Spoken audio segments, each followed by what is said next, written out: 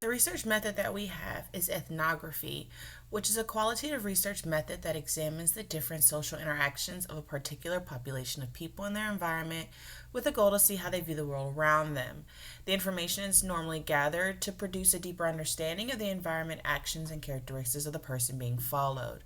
One can perform this type of research through direct observation, diary studies, video recordings, or photography throughout the day of the person that is being examined. It also teaches us that it is common for social workers to use this type of research in their jobs when trying to make a positive change in their patients' lives. Qualitative research method. A qualitative research method is used when analyzing a person's behavior, interactions, experiences, beliefs, and attitudes. It produces data that is non numerical, which is exactly what ethnographic research does. Ethnographic research focuses on and illustrates the characteristics of a specific cultural group to strengthen an understanding of the person being studied. There are 8 steps in this method. The first is to identify the research question. So, this is to determine the problem that you seek to understand. Step 2 is to determine locations for research. This is to identify the best place to conduct your research at. Step 3 is to formulate a presentation method. This is to consider the most effects that obtain objective information. And step 4 is to acquire permissions and access. This is where it becomes a little intrusive. It's where you have to obtain permission and consent in order to observe this individual. And step 5 is observe and participate. This is where all your observation, or at least the majority of it, is done and where the research tends to be the most effective. And step 6 is the interview. This is where you understand or increase your understanding of the behaviors and actions of the people that you are interviewing. Step 7 is to collect archival data. This is what many organizations and communities and other artifacts and information that can be used to assist you in the data collection. And step 8 is to code and analyze the data. This is in a way that makes sense for your observations. This is for to consider the following methods for analyzing and summarizing data in code. Examples of a study. In an article, he explores how young teenage boys 15 to 18 years old in an English Offender Institute engage in and conduct prison violence. The article focuses on the changes that young adolescent men go through between prison life and violence.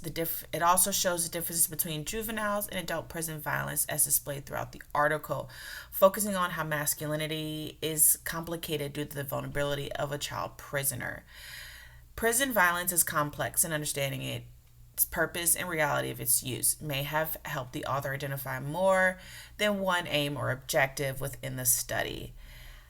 The problem in question was identified as young teenage boys within the prison system facing violence, but also continuing to advance through the stage of adolescence into adulthood. Then the analysis of young people constructed the relationship between violence and masculinity was showed. The continued exploration of the complex relationship between the performance of tough masculine men and vulnerable children were recorded throughout the study. An abundance of studies connected prison violence and the performance of gender, suggesting that the definition of a real man is violence. This was conducted over a 3-month period with 400 teenagers that participated in this event.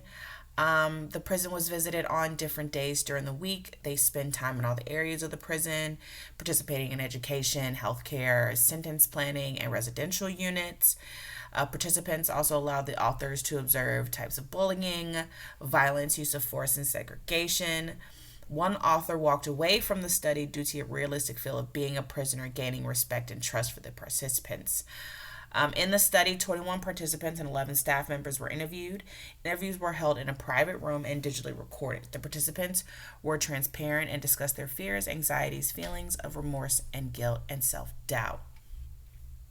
The interview generated rich data that complemented by countless hours of informal data log. Wing files are being accessed and provided further intimate details of the prisoner's use of self-harm and use of force. This method is used in a way of looking into culture and how people are in their environment. The authors of the study and the steps of this method is really become part of a young teenage male's insight of prison, giving the reader a full grasp of what young men face on a daily basis.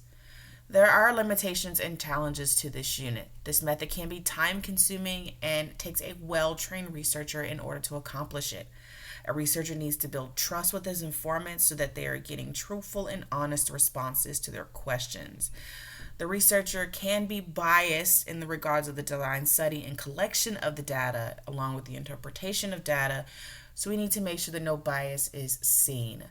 While little data can cause false assumptions, too much data can easily not be processed effectively to really get the grasp of what the study is looking for. These are our references. Hope you guys enjoyed it.